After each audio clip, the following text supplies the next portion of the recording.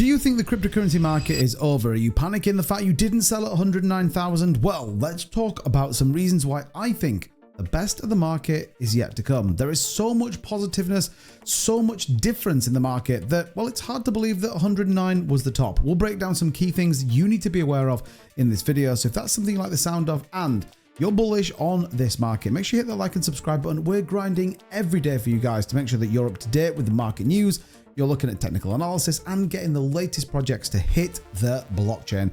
So make sure that notification bell is turned on. With that being said, let's talk about why I am still incredibly bullish on the 2025 bull run.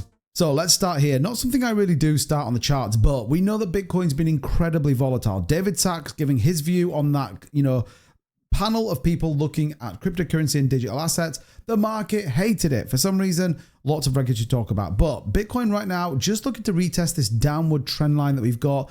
But again, the blow off top, the 109, are we heading back to these upper price ranges that we have seen before? Let's talk about some reasons as to why I think this could be the case. The big one, the obvious one is this.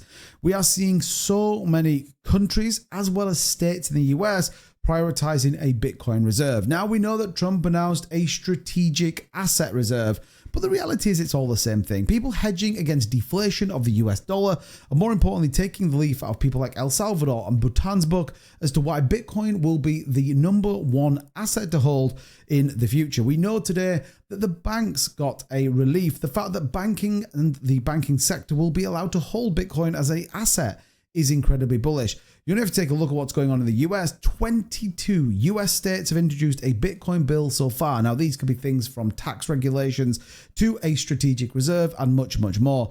All of this, by the way, in literally the last 4 to 6 weeks, absolutely showcases what this is about. We know Argentina is going to have a strategic reserve. We also know there are many other countries that are doing exactly the same. Just shows that when the US leads from a pro-innovation standpoint, the rest of the world does tend to follow. So these are one big catalyst, I think, that you're going to see build out over the course of the next few weeks. We know that the David Sachs crypto czar has 100 days to go back to Donald Trump with a proposal on why a Bitcoin asset could be a key thing. Do you think they're going to pass this opportunity up? I absolutely don't believe it. More recently, we've talked about investment opportunities. Big whales, those people holding those bags, are buying Bitcoin like crazy. Now, this could be institutions. Equally, this could be big wallet holders, but they are buying Bitcoin like levels we've never seen before. But again, people look at the fundamental price. They look at the reaction the market took. This is retail selling off. The worry would be if we're seeing long-term holders, big wallets, ETFs selling. None of that's happening. They are buying more Bitcoin than they've ever bought before, and I think this is important to reference. Even people like Michael Saylor, who has literally renamed his company, buying 218,887 Bitcoin in one quarter, the most ever. That's $20.5 billion. And like we said, totally rebranding his company to Strategy with the Bitcoin logo could not be a bigger sign that there is the bull market ahead of us. And more importantly, the fact that they're locking, I think the average price now is about $58,000 on the Bitcoin that MicroStrategy's bought, is again a incredibly bullish sentiment. Now you may be thinking, okay, 2-bit, I'm near enough there. What else? Well, guess what? Hong Kong is now accelerating his strategic Bitcoin reserve, and they're going to boost digital assets as well as certain altcoins listing on a number of Hong Kong exchanges. There is going to be a run on altcoins that people simply don't see coming. As we see things like Hong Kong, we also see potentially the Russian markets, the Chinese markets. Who knows what's going to happen with the EU?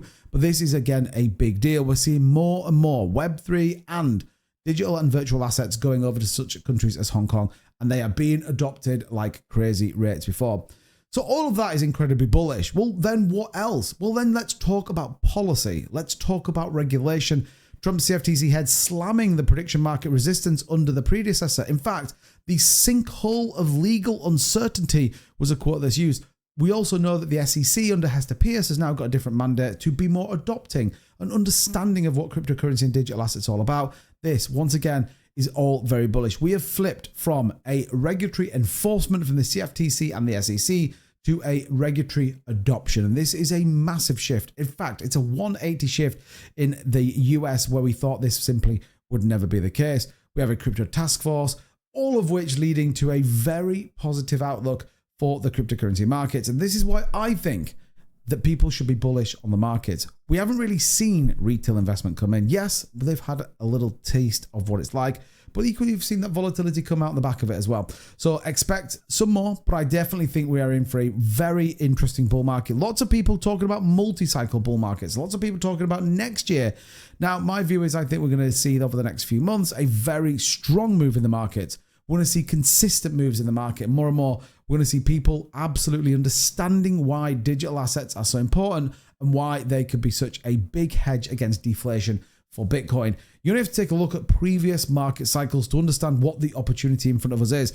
Ethereum down 70% in Q1, hasn't moved yet. Watch out for that. Institutions are loving life. And then when we start to look at what the months look like, February's never been a red month since 2013, barring 2. I don't expect it to start now. I actually think we're going to see a very good green month for Feb and March. So get locked in. It's going to be bullish. Let me know what you think in the comments down below of all of this, though. And what's your reason that you're bullish or maybe you're bearish? I don't know. Let me know in the comments, and also do check out the links in the description. Helps out the channel massively. Might just get you into a great project. Marbit, check it out. Staking's live. We've also got some big races coming up. You cannot simply afford to not have a look. As always, thanks so much for all your support recently. Check out the video on the page. We'll see you soon. Bye-bye.